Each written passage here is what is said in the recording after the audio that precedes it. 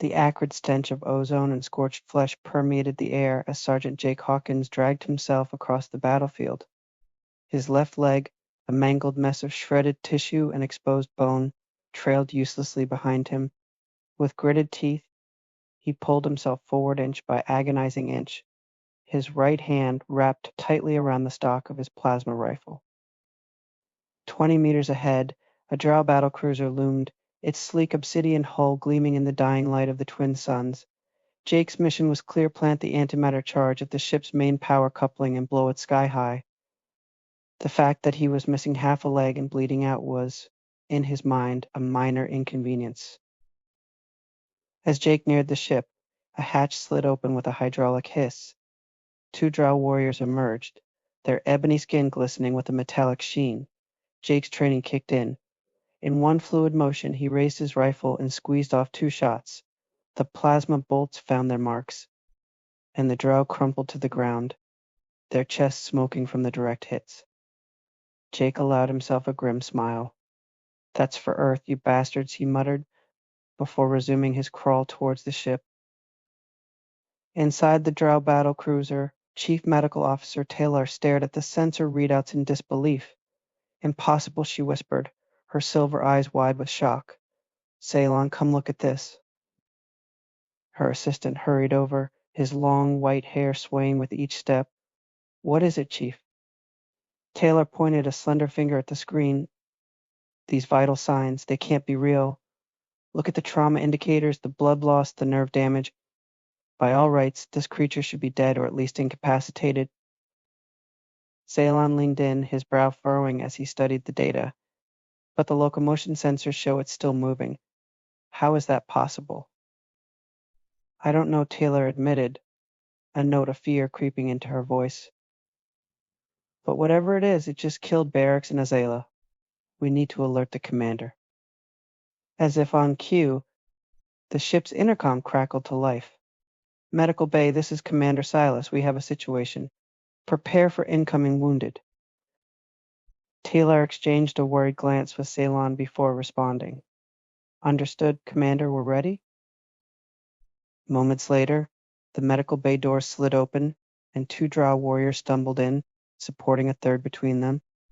The injured soldier's leg was a mess of burns and lacerations, courtesy of a human fragmentation grenade.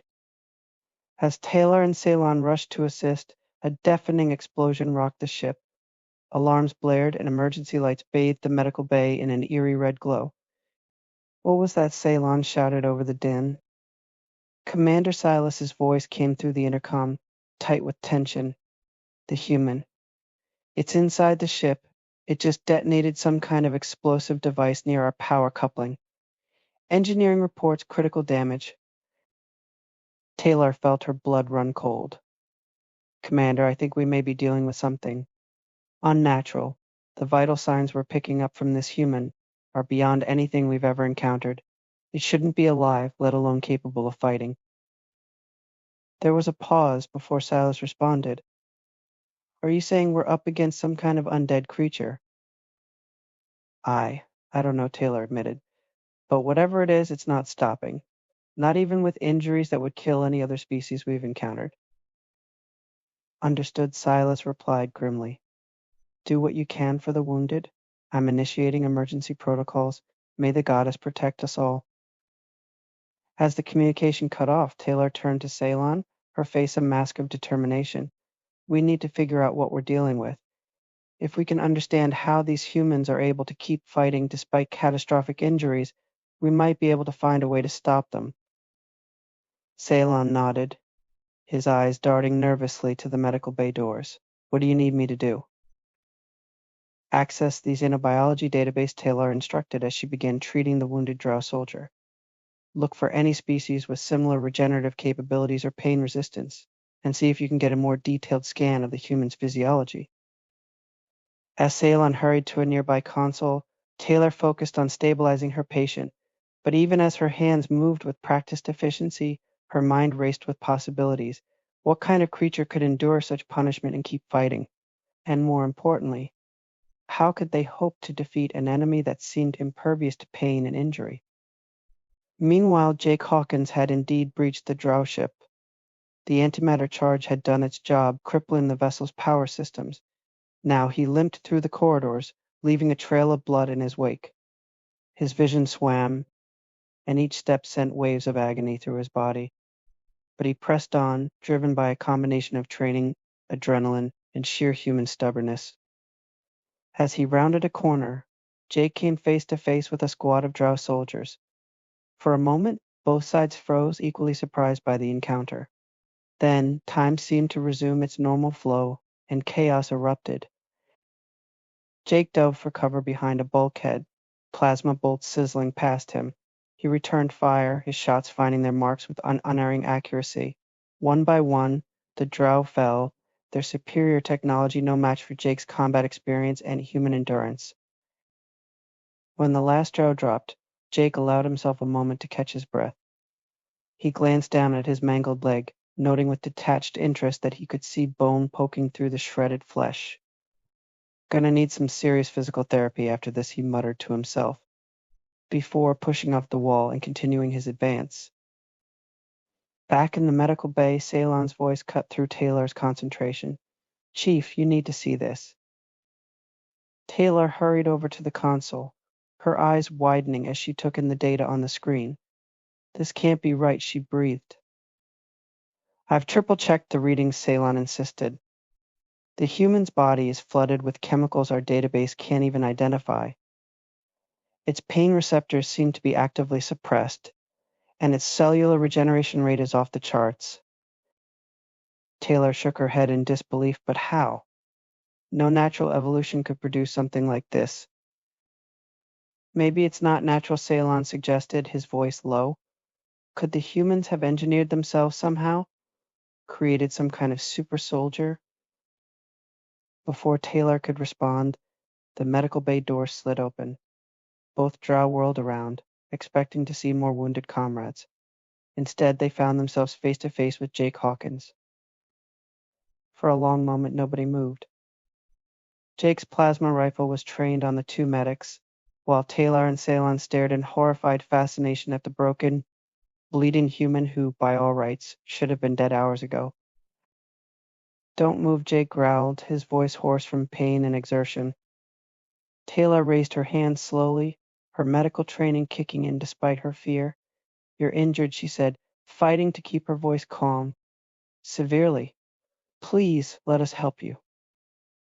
Jake's laugh was a harsh, bitter sound. "Help me? That's rich, coming from the species that's trying to wipe us out." "We're medics," Ceylon interjected, his own hands raised in surrender. "We don't want to fight. We just want to understand." "Understand what?" Jake asked, his rifle never wavering. Taylor took a cautious step forward. "How you're still alive, how you're still fighting. Your injuries, they're beyond anything we've ever seen a living creature survive." For a moment, confusion flickered across Jake's face. Then understanding dawned, followed by a grim smile. "You think we're some kind of undead monsters, don't you?" "Aren't you?" Ceylon blurted out, earning a sharp look from Taylor. Jake's smile widened, though there was no humor in it. "Nah, we're just human. He gestured to his mangled body with his free hand. "This is nothing. You should see what we can do when we're really motivated." Taylor's scientific curiosity began to override her fear. "But how? The pain alone should have incapacitated you, let alone the blood loss and tissue damage." "Pain's just weakness leaving the body," Jake quoted, the old military adage taking on new meaning in this context. "As for the rest, well, let's just say humans have a long history of doing the impossible when our backs are against the wall." Before Taylor could press for more information, the ship's intercom crackled to life once again. "Attention all personnel," Commander Salas's voice rang out, tight with suppressed emotion. "The human forces have broken through our last line of defense. We are ordering a full retreat. Abandon ship. I repeat, abandon ship."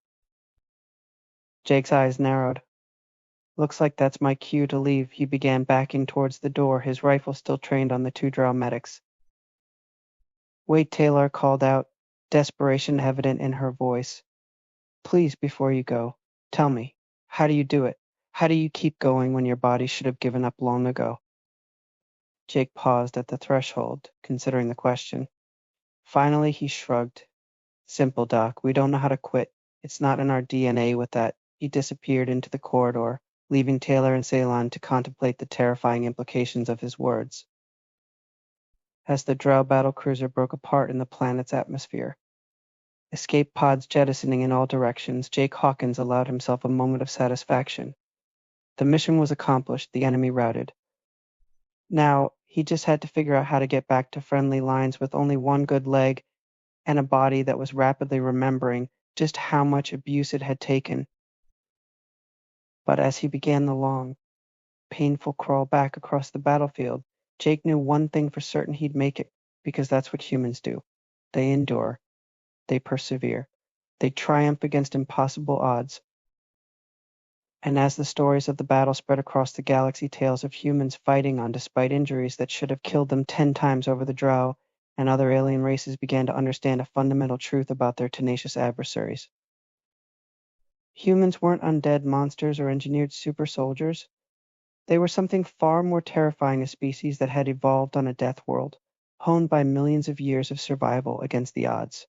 A species that viewed pain not as a limitation, but as a challenge to be overcome. In the end, it wasn't advanced technology or superior numbers that made humans the most feared warriors in the galaxy. It was their unbreakable will, their ability to push beyond the limits of flesh and bone, that struck terror into the hearts of their enemies. For how do you defeat an adversary that doesn't know how to stay down? How do you break the unbreakable? The Drow never did find an answer to that question. But in the years that followed, as humanity pushed further into the stars, one thing became abundantly clear: the galaxy had better start getting used to the idea of human neighbors. Because, ready or not, humanity was here to stay. And they weren't about to let a little thing like impossible odds stop them.